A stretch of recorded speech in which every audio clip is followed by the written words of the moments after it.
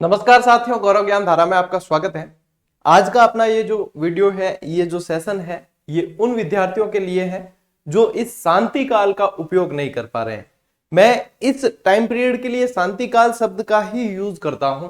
कारण यह है कि जब कोई वैकेंसी नहीं होती है आसपास, या कोई भर्ती परीक्षा फिक्स नहीं है कि कब विज्ञप्ति आएगी और कब परीक्षा होगी, तो उस समय विद्यार्थियों को डिसीजन लेने में बड़ी दिक्कत होती है कि तैयारी किसकी करें, क्या पढ़ें, क्या नहीं पढ़ें, किस चीज की करें, क्या पहले आएगी वैकेंसी, क्या बाद में आएगी। ये सारी समस्याएं विद्यार्थियों के सामने होती है। तो ये जो शांति काल है, इसमें विद्यार्थी सही तरीके से उसका लाभ नहीं उठा पाते, और जिसने इस शांति काल का लाभ उठा दिया, मानकर चलें साथियों कि आपकी सफलता निश्चित रूप से आपको मिलनी है। तो आज के इस वीडियो में अपन बात करेंगे, देखो सीटिंग पावर कैसे बढ़ानी है, इसके बारे में भी बात करेंगे, डिसीजन कैसे लेना है, और इस समय क्या पढ़ना है जब विज्ञप्ति आने और विज्ञप्ति आने के बाद के बीच का जो है वो कोऑर्डिनेशन बहुत अच्छे से हो सके, उसको ध्यान में रखते हुए क्या पढ़ना है, इस पे बात करेंगे। सबसे पहले अपन बात करेंगे साथियों कि सबसे पहली चीज कि आप डिसीजन कैसे ले पाएंगे जब आपको पता होगा कि आपकी योग्यता क्या है, आपकी एबिलिटी क्या है। यहां पे दो शब्द मैंने प्रयोग किए हैं, एक योग्यता और एक क्षमता। ठीक है, योग्यता के अंदर वो चीज आएगा, आप इस चीज को देखना कि आपके पास में डिग्रियां क्या क्या है, आप किसके लिए एलिजिबल है। इसके लिए मैं एलिजिबल शब्द प्रयोग करूं तो ज्यादा बेहतर होगा। अब मान लीजिए कोई विद्यार्थी जो है रीट मेंस की तैयारी करे और उसके पास में रीट पात्रता परीक्षा ही क्लियर नहीं है, तो ये वो उसके लिए वो एलिजिबल नहीं है। किसी के पास में बीए है, स्नातक है, और वो चाहता है कि मैं फर्स्ट ग्रेड की तैयारी करूं, तो वो योग्य नहीं है। तो आपको सबसे पहली चीज ये देखनी है कि आप किस चीज के योग्य हैं। आपके पास में स्नातकोत्तर है, या आपके पास में स्नातक है, या आप अभी 12th किए हैं, या आप अभी जस्ट बीएसटीसी या पीटीटी निकाल कर आए, उसके अकॉर्डिंग आपको डिसीजन लेना होगा। फिर इसमें दूसरी चीज आ जाएगी क्षमता। भाई योग्यता आपके पास में है कि आप स्कूल व्याख्याता की तैयारी कर सकते हैं, लेकिन आपके अंदर क्षमता कितनी है, मतलब उस एग्जाम के लिए आपकी क्षमता है कि नहीं है। आपकी क्षमता होगी, उसके अनुसार आपका इंटरेस्ट आएगा, और जितना इंटरेस्ट होगा उसके अनुसार आप उसका आउटपुट निकाल पाएंगे। तो फिर आपको क्षमता देखनी है। अब आपका इंटरेस्ट तो मान लीजिए ग्रेड 3rd में है, और आप जो है फर्स्ट ग्रेड की तैयारी करते हैं, तो उसका आउटपुट वो नहीं निकल पाएगा जो आप ग्रेड 3rd की वैकेंसी में निकाल पाएंगे। तो यहां पे दो चीजें आपको डिसाइड करनी है, एक तो योग्यता, फिर योग्यता के बाद में आपकी क्षमता उसके अनुसार है या नहीं है। देखो हर व्यक्ति जो है अलग अलग क्षमताएं उसके अंदर होती है, तो उस क्षमता के अनुसार जब आप डिसीजन लोगे तो फिर आपका जो है वो बिल्कुल सही वे में आगे तैयारी चलेगी और आप डिस्ट्रैक्ट नहीं होगे। अगली चीज पे आते हैं अपन, जो है डिसीजन। जब योग्यता और क्षमता निर्धारित हो चुकी, आपको पता है कि मैं इसके लिए सक्षम हूं, और आपको पता है कि मैं इसके लिए एलिजिबल भी हूं, उसके बाद में जो होता है वो लेना होता है आपको निर्णय। इस निर्णय को लेने में भले ही 4 दिन साथियों लगा देना, आप बिल्कुल सब चारों तरफ से सोर्सेज जुटा के जैसे जानकारी जुटानी है जुटा लेना, लेकिन जब एक बार आपने डिसीजन ले लिया, एक बार आपने निर्णय ले लिया, तो उसके बाद में पलट के नहीं देखना है, फिर उसके लिए अडिग रहना है, दृढ़ संकल्पित हो जाना है, बिल्कुल उसके लिए पागल हो जाना है, तब जक मार के जो है वो सफलता आपको मिलेगी। देखो निर्णय लेने में आप जो है हेल्प बहुत सारे लोगों की ले सकते हो, मार्गदर्शन ले सकते हो, हमारे जैसे जो है शिक्षक साथी आप लोगों के, वो भी आपको मार्गदर्शन दे सकते हैं, मदद कर सकते हैं। लेकिन निर्णय लेना, यानी कि अंतिम जो निर्णय लेना है, वो सिर्फ आपका फैसला होना चाहिए। क्यों? आपकी क्षमताओं को आपसे बेहतर कोई नहीं जान सकता। उसके बाद में दूसरे के अनुसार निर्णय नहीं लिए जाते, दूसरे जो है अपने अनुसार बताते हैं आपको सजेशन। अब मैं किस फील्ड में मजबूत हूं ये सिर्फ मैं ही जानता हूं, तो मेरे जो निर्णय होंगे वो आखिर में मुझे लेने होंगे, मैं चाहे हेल्प किसी की भी ले सकता हूं। तो ये होता है अगला चरण कि आपको बेहतर तरीके से निर्णय ले लेना है, और निर्णय जब बिल्कुल सोच समझ के ले लिया आपने अपनी योग्यताओं और क्षमताओं को देखते हुए, तब फिर पीछे मुड़ के नहीं देखना है, और उसके लिए फिर स्ट्रेटेजी आपको बनानी है। अगला पॉइंट है साथियों अपना टारगेट। अब टारगेट और निर्णय में क्या अंतर है? निर्णय आपने ये लिया है कि मुझे ये टारगेट अचीव करना है, ठीक है ना, ये तो है निर्णय। अब टारगेट यानी कि अब आपने जो है एक लक्ष्य निर्धारित कर दिया कि अब मुझे इस लक्ष्य के लिए ये प्रयास करने। अब इसमें भी टारगेट के अंदर भी सब टारगेट होते हैं, यानी कि छोटे छोटे, मैं इन्हें कहता हूं डेली टारगेट। जब आप डेली टारगेट लेना सीख जाओगे, आप सुबह उठे हो, सुबह उठ के आपके 10 मिनट 15 मिनट ईश्वर वंदन के बाद में फिर 10 मिनट 15 मिनट आपके ये डिसीजन लेने के लिए होने चाहिए कि मेरा पूरे दिन का जो है वो क्या शेड्यूल रहने वाला है, मेरे पूरे दिन की दिनचर्या क्या रहने वाली है, मेरे इस दिन का लक्ष्य क्या है। ये छोटी छोटी चीजें जब आपके डेली रूटीन में आने लगेगी तो आप निश्चित रूप से सफलता की ओर बढ़ेंगे। मैं ये नहीं कहूं यहां पे कि आप निश्चित रूप से गवर्नमेंट जॉब की ओर बढ़ेंगे, बल्कि मैं ये कहूं कि निश्चित रूप से सफलता की ओर बढ़ेंगे। गवर्नमेंट जॉब ही सफलता का नाम नहीं है, और भी फील्ड बहुत सारे होते हैं। यहां पे यदि बात करें अपन, सारे ही चीजों के लिए ये स्ट्रेटेजी काम करती है। फिर आपने छोटे छोटे टारगेट बनाए कि मैं रात को जब सोऊंगा तब तक मुझे ये चीज आज अचीव कर ही लेनी है, और ये मेरा आज का टारगेट है। अब उसके लिए देखो आपको मेहनत करनी पड़ेगी, अब उसके लिए आप जुनूनी हो जाइए, उसके लिए आपको बिल्कुल डेडिकेट होना पड़ेगा कि हाँ, जब तक मैं ये टारगेट अचीव नहीं कर लेता मैं सोने वाला नहीं हूं। ये छोटे छोटे जो आप फैसले लेते हो, ये वो सीढ़ियां बनती है जो आपको सीधा सफलता की ओर लेकर जाती है। तो फिर आप टारगेट लीजिए कि अब जो है मुझे इसके लिए मेहनत करनी है। इसके बाद में साथियों अपने आ जाता है, यदि आप स्टडी मटेरियल की बात करें, यदि अपनी क्यू की बात चल रही है कंपटीशन एग्जाम से रिलेटेड, फिर बात आती है अब टारगेट भी सेट है, निर्णय ले चुके हैं, योग्यताएं क्षमताएं सब पता है। अब अपना अगला जो बिंदु है वो है स्टडी मटेरियल। अब स्टडी मटेरियल जैसे एग्जाम आ गया है, मान लीजिए विज्ञप्ति आ गई, तब तो आपके पास में बहुत सारे सोर्सेज होते हैं, बहुत सारी किताबें भी होती है जो सिलेबस के अकॉर्डिंग आपको सीधा पता होता है कि हाँ, हमें एक गाइड लेनी है, हमें 2-3 ऑथेंटिक बुक्स यदि पढ़नी है तो वो लेनी है, बाकी कहीं से कोई टीचर से पढ़ रहे हैं तो उनकी स्ट्रेटेजी फॉलो करनी है, और ये चीजें आप लोगों के सबके माइंड में क्लियर होती है। लेकिन यहाँ पे समस्या ये आती है कि विज्ञप्ति आई नहीं है, और राजस्थान में समस्या ये भी बनी हुई है कि जादूगरी दिखी है और जिलों की संख्या बढ़ रही है। अच्छा, जिलों की संख्या बढ़ रही है वो भी पता है, लेकिन और बढ़ेगी या नहीं बढ़ेगी ये भी एक समस्या है। ऐसे समय में आपको क्या करना चाहिए और इस खाली समय का सदुपयोग कैसे करना चाहिए, अपने आप को मतलब कंटिन्यू कैसे रखें इस स्टडी से जोड़कर, तो यहाँ पे साथियों आपको ये करना चाहिए, बेसिक चीजें क्लियर कर लेनी चाहिए। अब बेसिक में सबसे यदि कहें बात, बेसिक के अंदर यही चीज आती है, आरबीएससी की किताबें और एनसीईआरटी की किताबें।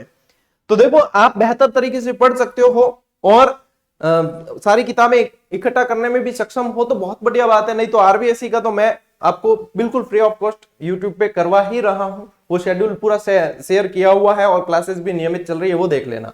एनसीईआरटी की बात करें तो एनसीईआरटी की देखो एक एक सब्जेक्ट की बहुत सारी किताबें होती है। अब आपकी कौन सी स्ट्रीम है, आप कौन से विषय से तैयारी कर रहे हो, वो किताबें तो आपको पढ़नी पड़ेगी। यहाँ ये शांति काल है ना, तो आप एक एक चीज को, उसके अंदर दिए हुए कंसेप्ट को समझ सकते हो और उसको समझ के जो है आप नोट्स भी बना सकते हो। नोट्स बनाने के लिए ये सुनहरा काल है, ये जो शांति काल होता है ये नोट्स बनाने के लिए सुनहरा काल है। फिर जब विज्ञप्ति आ जाती है तो आपको उसी नोट्स को फिर दोहरान ही करना होता है, उनको पढ़ना ही होता है। और नोट्स बनाना एक बहुत अच्छी बात है कंपटीशन एग्जाम के अंदर, हर व्यक्ति को नोट्स बनाने की कला पता होनी चाहिए, क्योंकि ये बाद में आपके लिए ब्रह्मास्त्र के काम करते हैं। आपका स्वयं का ब्रह्मास्त्र होना, आप दूसरों के ऊपर डिपेंड नहीं रहेंगे, फिर आप खुद उसके लिए सक्षम हो जाएंगे। तो यहाँ पे स्टडी मटेरियल की अपन बात करें शांति काल के अंदर, देखो एक तो आपके सब्जेक्ट की जो ऑथेंटिक किताबें हैं उन्हें आप पढ़ सकते हो, ये समय अच्छा है, आप अपने सब्जेक्ट को मजबूत कर सकते हो। इसके अलावा आरबीएससी और एनसीईआरटी आपको पढ़ लेनी चाहिए। यहाँ विद्यार्थियों को मैंने ये भी बताया था कि एनसीईआरटी मान लीजिए कोई जैसे भूगोल, इतिहास और राजनीति तीनों लेने जाए तो 20-25 किताबें हो जाती है सारी मिलाकर। तो उन विद्यार्थियों के लिए भी हमने प्रयास किया है और बहुत जल्द एनसीईआरटी की टॉपिक वाइज टेस्ट सीरीज, जिसमें एक एक टॉपिक से जितने प्रश्न बनते हैं एक्स्ट्रा मैटर को हटाकर, जो कहानियां और जो अनावश्यक मैटर अपने लिए हैं, स्कूली बच्चों के लिए नहीं है, तो वो हटाकर कंपटीशन के अकॉर्डिंग टेस्ट सीरीज भी बन रही है, तो वो बहुत जल्द आपको दे दी जाएगी ताकि आपकी कंटिन्यूटी बनी रहे। इसके अलावा आपको अपने लेवल पे तो इन्हें पढ़ ही लेनी चाहिए और ये बेस्ट वे है, यहाँ पे आपको इन चीजों को पढ़ लेना चाहिए, अपने सब्जेक्ट को मजबूत कर लेना और स्कूली किताबें इस दरमियान जो है आपको पढ़ लेनी चाहिए, ताकि आपके मन में एक बहुत पॉजिटिव वाइब्स आ जाए और आप एक पॉजिटिव वे से आगे बढ़ सकें। फिर अगली बात है साथियों, अब बात आती है कंटिन्यूटी।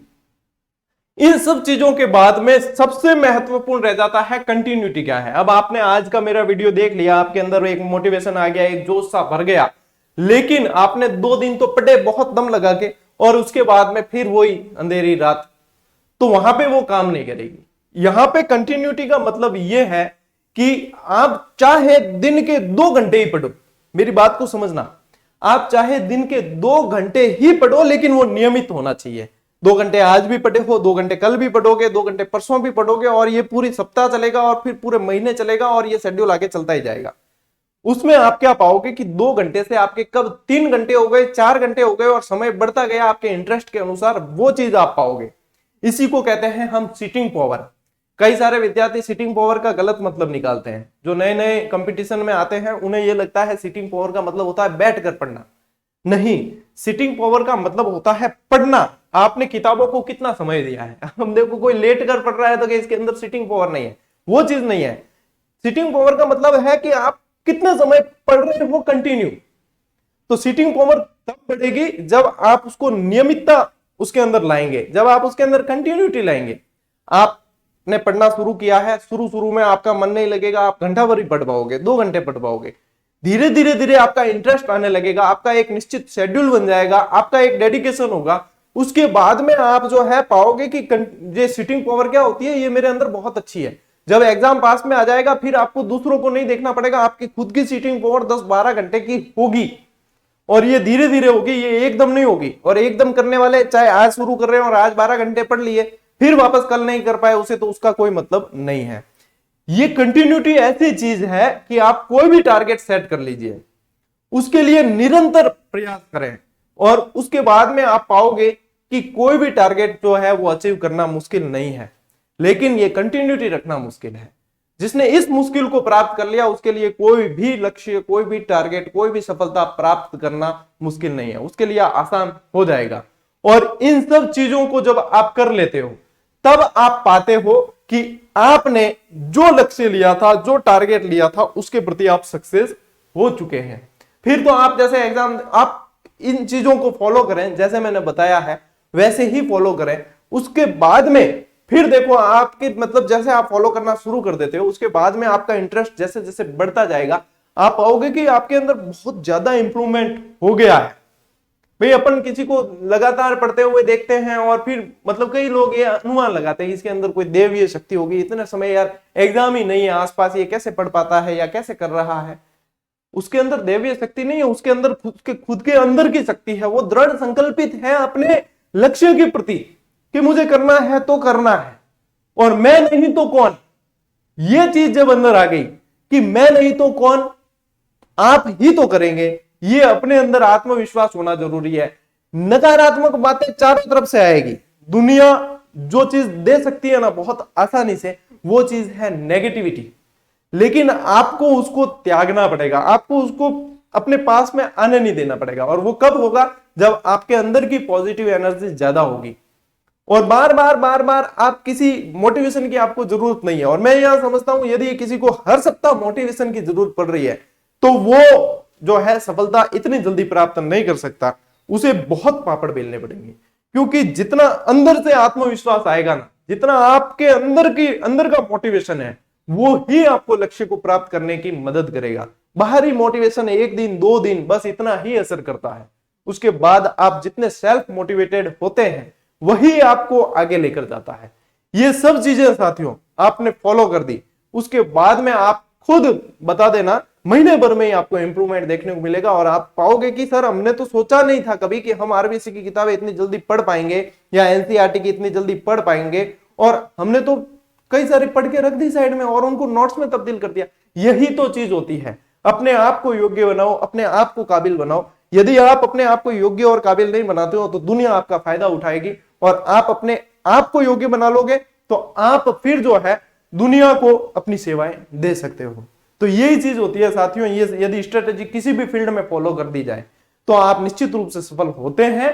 और फिर बाद में जो है लोग आपको अपनी प्रेरणा स्रोत बनाकर उन स्ट्रेटेजी को फॉलो करने लगते हैं। यही सफलता के मंत्र है और ये शांति काल है। इस शांति काल का लाभ यदि उठा लिया तो आप उस भीड़ से 10 कदम आगे होगे, जो भीड़ विज्ञप्ति आने के बाद में दिखती है। अभी सब सोए हुए हैं, सब सोए हुए हैं चिर निद्रा में सारे। चाहे आयोग की बात कर दो, रिजल्ट नहीं निकाल रहा है वो भी सोया हुआ है। चाहे विद्यार्थियों की बात कर दो तो विद्यार्थी भी सोए हुए हैं, अपने लक्ष्य के प्रति कोई अभी इतना एग्रेसिव नहीं है, जबकि लक्ष्य के प्रति एग्रेसिव होना चाहिए। हर रोज ये समझ के तैयारी करनी चाहिए कि कल मेरा एग्जाम है, तब जाकर सफलता जो है आपको मिलती है। आप सोचते हो कि अभी तो एग्जाम में नहीं, विज्ञप्ति आएगी तब पढ़ेंगे, इलेक्शन है, एग्जाम नहीं होंगे, ये वो, लेकिन याद रखना कि कई सारे विद्यार्थी ऐसे भी हैं, जब आप ये सब सोच रहे हो तब वो पढ़ रहे हैं और आपसे कई आगे बढ़ चुके हैं।